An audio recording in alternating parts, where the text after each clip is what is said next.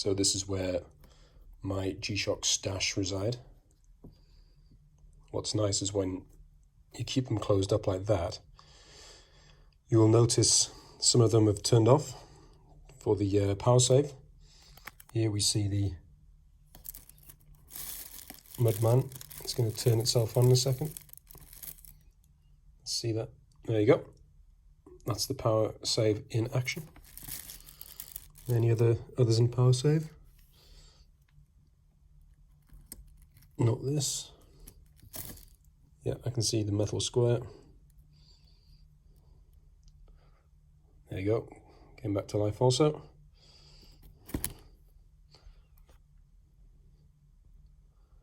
Just thought you might be interested in seeing that. Good evening, guys. Welcome to StormRider. Tonight we're going to be discussing mainly this watch, which is the metal square, the GMW B-5000G 1DR.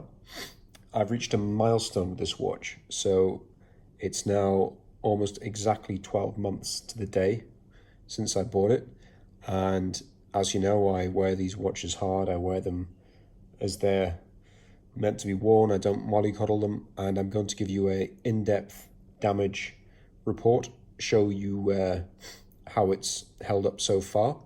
There might be a couple of surprises in this one compared to previous damage reports like I've done on the GMW G1000 and my Mudman. So yeah, before I delve into it, there was a couple of other things I wanted to cover, G-Shock related. One is that I've noticed a couple of interesting people on YouTube who are sporting G-Shocks, and I'll put links down to their videos in the description box below.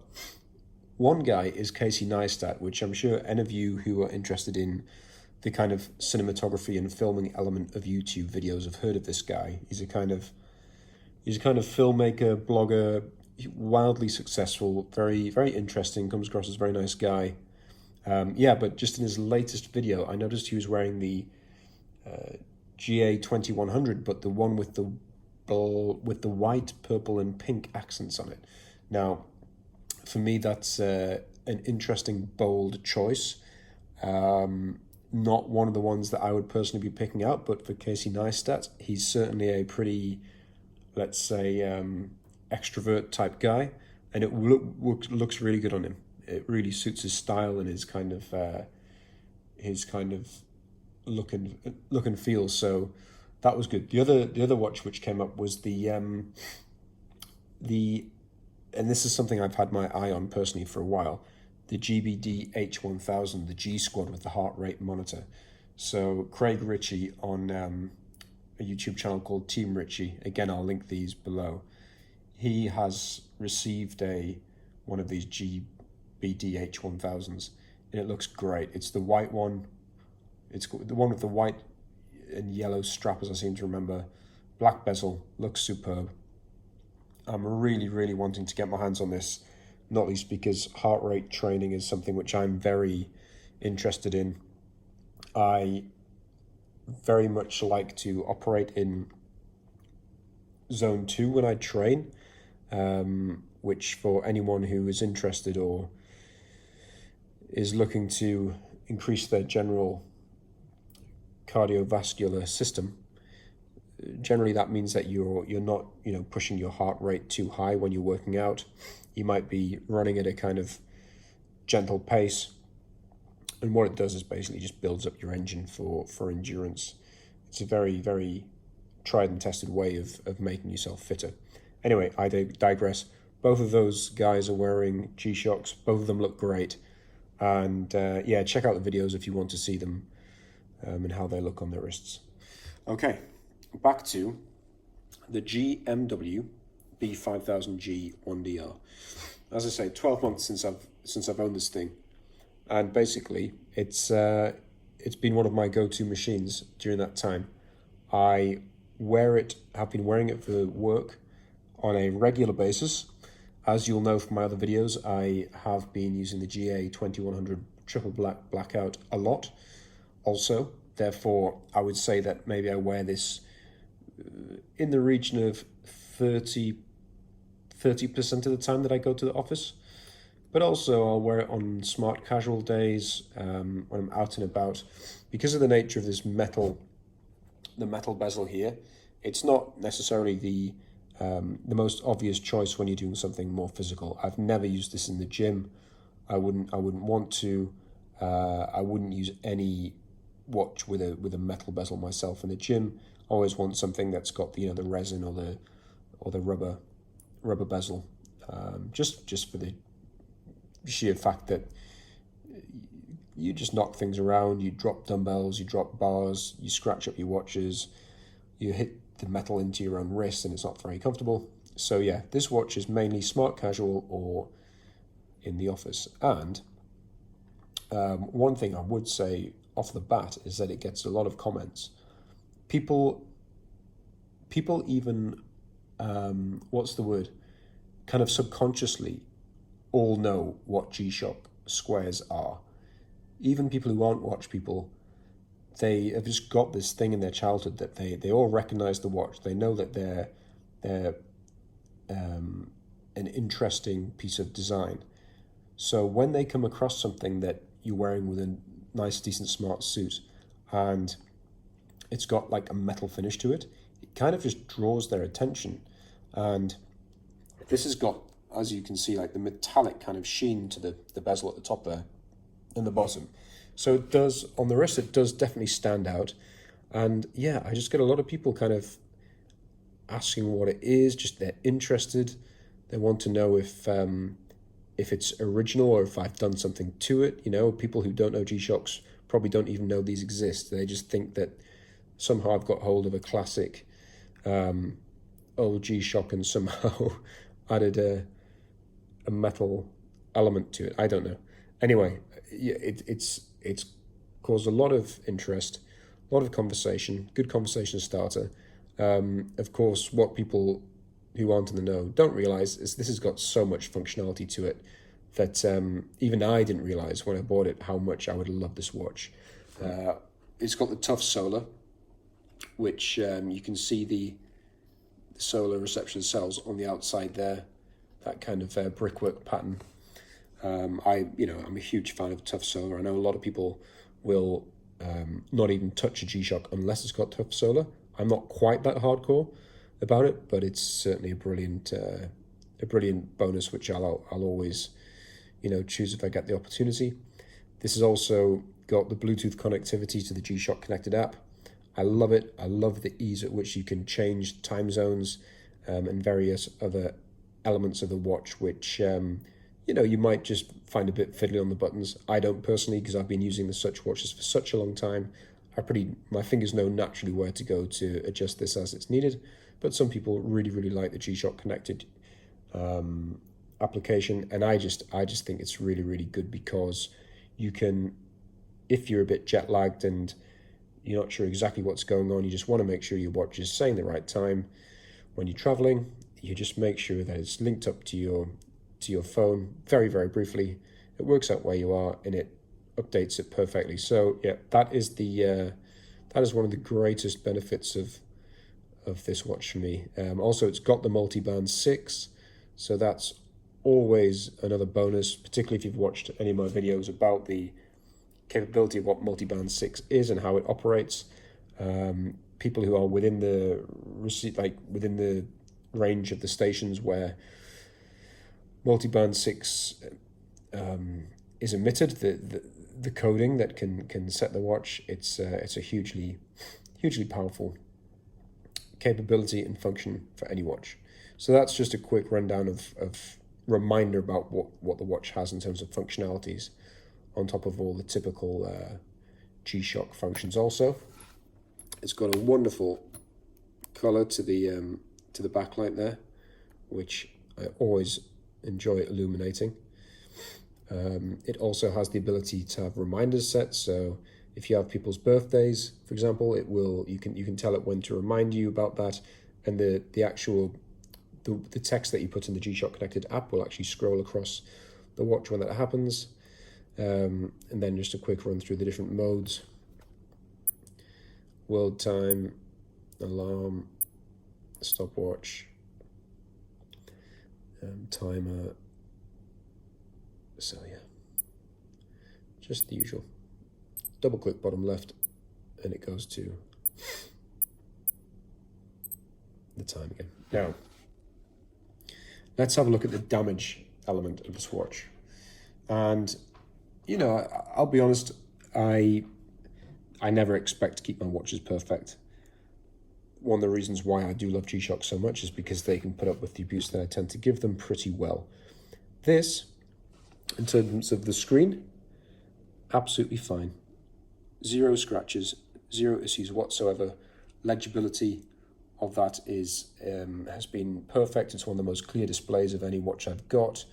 Find it absolutely wonderful. And as I say, I love that backlight that it has. Let's get on to the bezel. Now, what you already may have noticed is that clearly this has got small marks around this side where I've pranged it on something, and a significantly bigger mark here and down the side of the bezel on this side. Now, I honestly can't recall doing that, which is probably a bit worrying to some people because you'd have thought that that must have been quite a big impact. To be honest, I strongly suspect that I've just given it a bit of a prang on the car door or something like that, and you can see here the pattern of that means that I've kind of scraped it. You can see I've probably scraped from this end and it's come out and bounced, made these tiny, but definitely, you know, up close, noticeable pock marks on that side of the bezel. As soon as you hold it anything more than about 10 centimeters away, unnoticeable. So certainly not something that is a big issue for me, but undeniably, I have knocked this about a bit. Now, if we look up from the side, let me just give that bottom button a quick wipe to make sure that that is, let's see if that's damaged or not. Yeah, the button itself doesn't have any damage as such on either side. I'd say, yep, that's another knock it's got there, here on that edge. Let me give that another wipe on the side. Look guys, I'm proving that I don't buff these things up for these videos. It's a genuine, you know, straight off the wrist onto the video situation. That's just grime, I'm afraid, in there. Nothing damage-wise to report. Yep, that's all fine. Let's have a look at the back of the watch. So, back of the watch is no notable scratches. Looking pretty decent to me. Happy with that.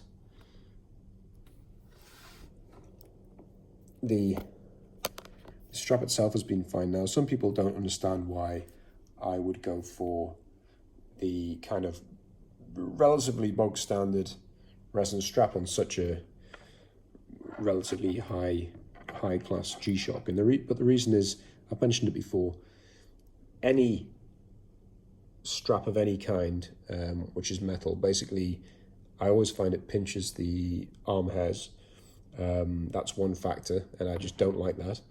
The other factor is that when I'm, depending on how much I've been going to the gym or working out, my the dimensions of my wrist changes, and that means that either the strap can be too tight or too loose on a week-to-week basis, and I get a bit annoyed with that. Whereas I find these have just got a bit more play in them, a bit less kind of size. Yeah, they're just a little bit more friendly to someone who works out quite a lot and doesn't want to have to change settings on the strap itself. Now, if you look at the clasp here, again, you can see I've definitely had a couple of scrapes on there. Only noticeable when you get really up close, you know, to the point where you shine in exactly the right light at the right angle and very close. Can you see it? From here, let me give that one more wipe as well. From here, I'd say that isn't really noticeable. So if you were out and about, sat at the table, someone would not notice that that's got damage. But yeah, up close for sure, it has a bit. The buckle itself, that's fine. It's such a good quality part of the watch as well. Actually, the buckle, it's a very nice finish, and yeah, there's no question that that's held up well considering the amount of use it's had. No complaints whatsoever. Sorry, I'm just giving this a little bit of a brush. Yeah. So I think that summarizes it pretty well. I think it gives you the clear indication that if you are after one of these watches, yes, they are potentially going to get a little bit scratched up around the bezel because of the fact it's metal if you use them a lot and you're not very, very careful. However, after 12 months, I don't think that's looking in bad shape, and I think with a little bit of a polish and a little bit of TLC, it could look in a lot better shape. And who knows, maybe one day I'll go to the lengths to do that kind of thing and see how much better it looks. But personally, I've got better things to be doing with my life, so I don't really spend that much time doing those kind of things. It's a fantastic watch. I've had obviously zero problems with the actual functions itself or anything. There's nothing wrong with this watch at all. It's just been great. I absolutely love it, and it will remain with me for forever as one of the go-to items in my selection. So I hope you found that useful. I hope you feel free to reach out and tell me if you have any more questions on this that you might be interested in me answering, based on the fact that I have owned it for a year now. There's some really nice other colorways coming out. I'm particularly fond of the new, it's a kind of digital camouflage, but it's got a blue accent to it. Very cool looking, pretty expensive option it seems. Am I right in thinking this is closer to £1,600 for that watch now? So yeah, I think it's safe to say they're becoming very, very desirable and collectible. And G-Shock is doing it again. They're just becoming very good at working out what people want and refining them over a very short R&D span to be exactly what people are after. Guys, if you don't mind, please subscribe and like this video. I sincerely appreciate it. I get a surprising amount of views on these videos, actually. People are obviously interested in this kind of stuff. But what I notice is most of my views actually come from non-subscribers. So if you happen to enjoy it, please subscribe. I'm also going to leave some more footage shortly of this watch in a slightly different lighting, kind of like daylight scenario, so you can see how it looks in daylight as well. And yeah, I will leave it at that. Over and out.